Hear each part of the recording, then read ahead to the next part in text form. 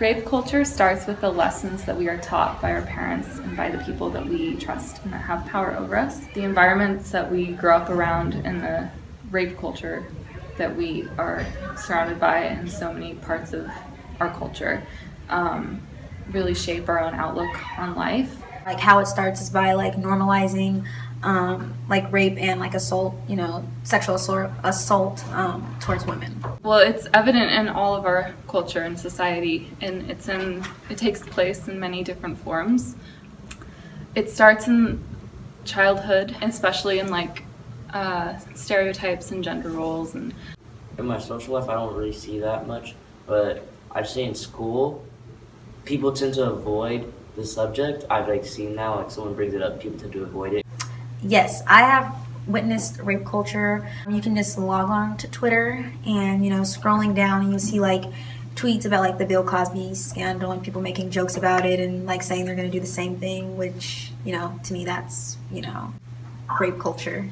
So honestly, I really don't hear people discuss rape culture. Like I said, if I see it, like somebody, like whoever like tweets something like that has like rape culture in it, somebody will like say something about it, like at school, like even like with my friend group sometimes, like I don't hear it as much. So definitely being approached, is something that's not, I don't feel like it's the safest thing for many women because, you hear all these stories and you don't know if you can be like the next victim.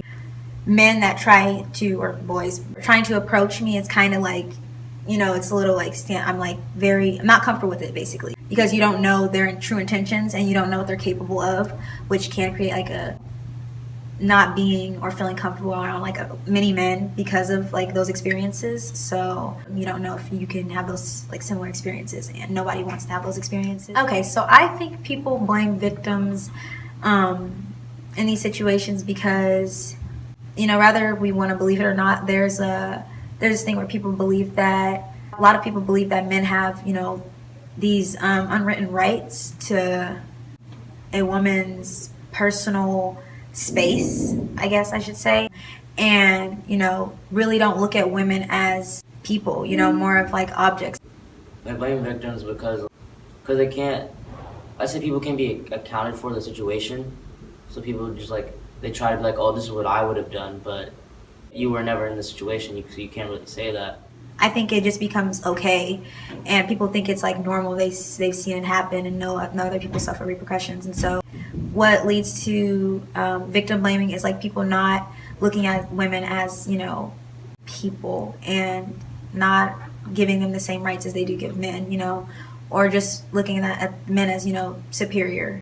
Victim blaming stems from if something that happens to a woman happens to them, if they endure sexual assault, rape, it's because they were asking for it. They did something to cause it rather than looking at it as like, why were they stripped from their rights in the first place? Victim blaming does prevent people from speaking out. Like I've heard people say, I've heard stories about people saying like they don't want to say anything because they've had friends that said stuff and automatically they were asked, what did you do wrong? Like we teach girls to just say no. Like if you aren't interested, just say no and tell them you're not interested. But then we teach boys, on the other hand, to pursue someone that they're interested in, and like she's just playing hard to get.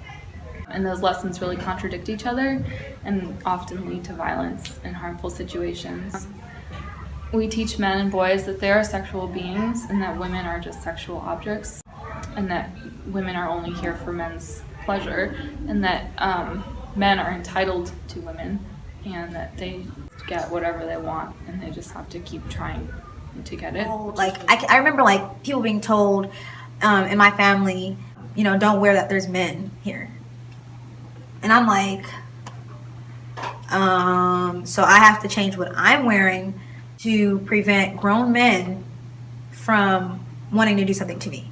Like dress code, especially, like it's so targeted towards girls that it forces us to believe that the way we dress makes us victims and that it's okay for boys and men to look at girls and look at them sexually.